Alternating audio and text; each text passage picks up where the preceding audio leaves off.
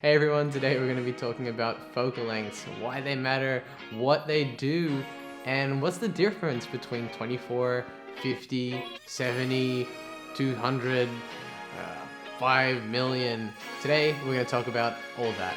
Let's get into it. Somewhere on the scene,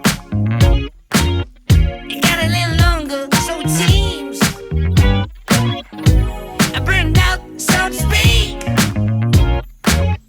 Now come a little closer. I feel a little light in the light track. I felt a bit of bad, but I came back. There's still a little light in the light track. So, focal lengths. When I started out, focal lengths were not really a luxury that I had. I had a 760D and I had a nifty 50, which was the Canon little pancake 50mm lens, which I think on a crop sensor like the 760D it was like 70mm or something like that. And I got really used to the look of that lens. But as I started to get new lenses and upgrade my gear, I noticed that there were so many other focal lengths to experiment with. So today I wanted to go through 3 different focal lengths, primarily ones that you would often see in general purpose use. I went out to the city the other day and I filmed the exact same thing but from 3 different focal lengths. So I'm just gonna play some test footage here for you guys to have a look at so you can visually see what's going on and you can see the big differences that the different focal lengths are making. A little bit of gasoline. I burned out, so to speak. Come a little closer. Here's some disclosure.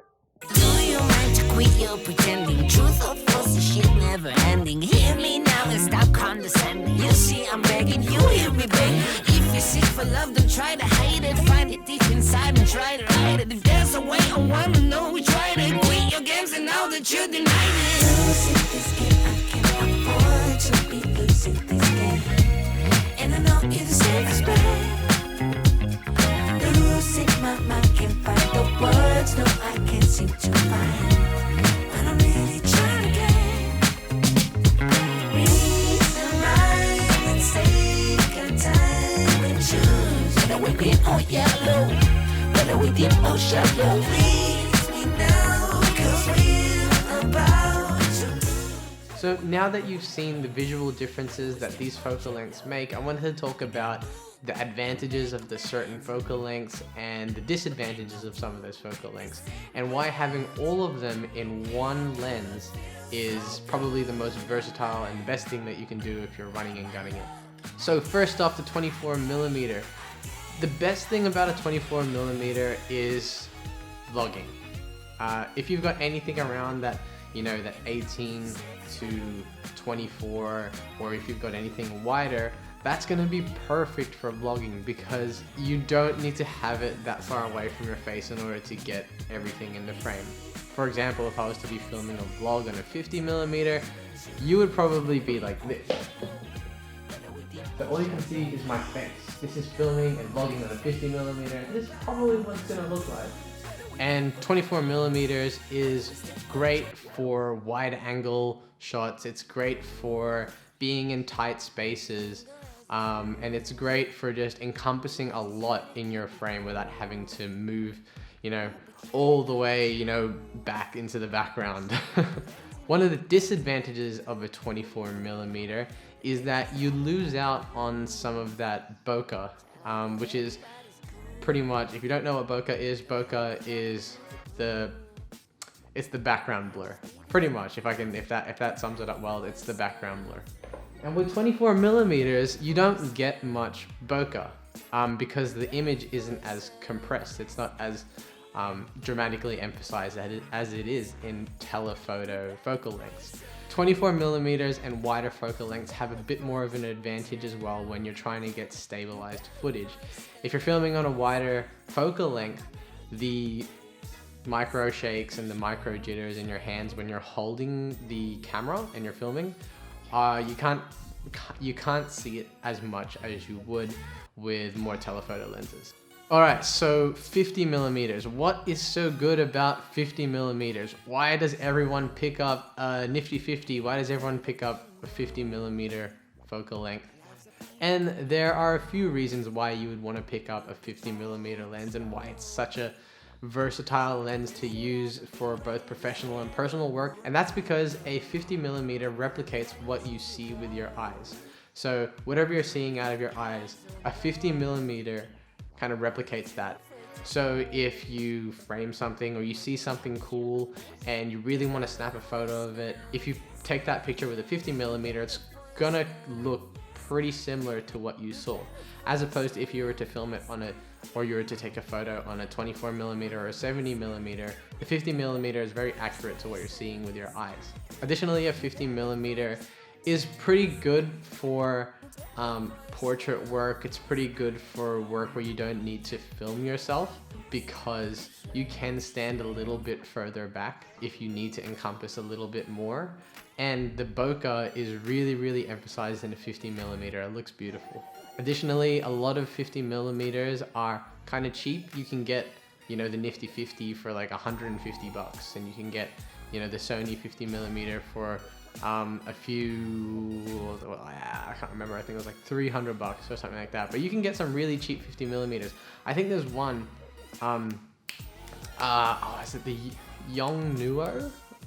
One of those like Asian brands has, like knockoff 50 millimeters for like less than $100 at times. So if you're looking for like a more budget friendly alternative and you've just started out and you don't want to fork out a lot of money to get a lens or to get a nice looking picture, then a 50 millimeter is great. Okay, so moving on to 70 millimeters. So the pros about those focal lengths is that you don't need to be right next to your subject in order to get up close to them.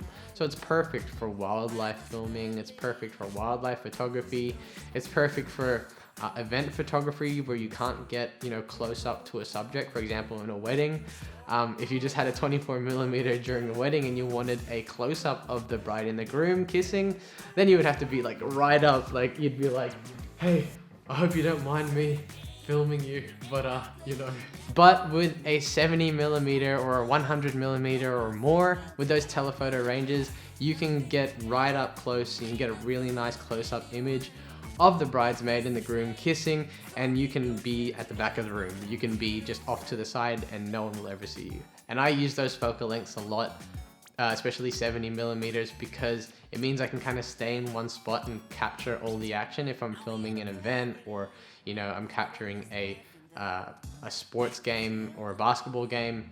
I know that I can kind of just stay there and I can get close-ups without having to really run around as much as I would have to if I only had a wide-angle lens. So moving on to the lens that I've currently got, which is the 24-70. I'm going to flex a little bit, but it's only because it's such a good lens. And this lens which I have, the 24-70, is a great focal length. It is the Sigma one. I think you can get tons of other ones from Canon and Sony. The only con about these ones is that they're a little more expensive, but the focal lengths that it has from 24 to 70 and anything in between means that you've got like 3 lenses in one. So if you want to film yourself at 24 millimeters, you can do that and then turn it around and quickly get a portrait, and then if there's something like really far away, you can just go into 70 and grab a snap of that as well. Okay, so those are my thoughts on the 3 different focal lengths. What did you guys think, and which one do you prefer? Do you prefer 24 millimeters at wide, or 50 millimeters, or more telephoto? And why do you like the look of those ones? And if you haven't already, make sure to like and subscribe, because it really motivates smaller channels like us to keep creating awesome content for you guys. I'll see you in the next one, guys.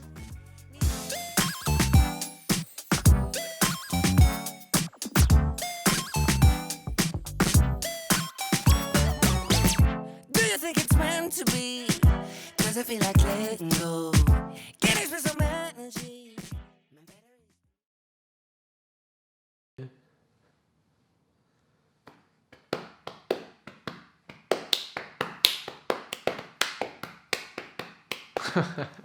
People walking past are probably like, this guy's nuts.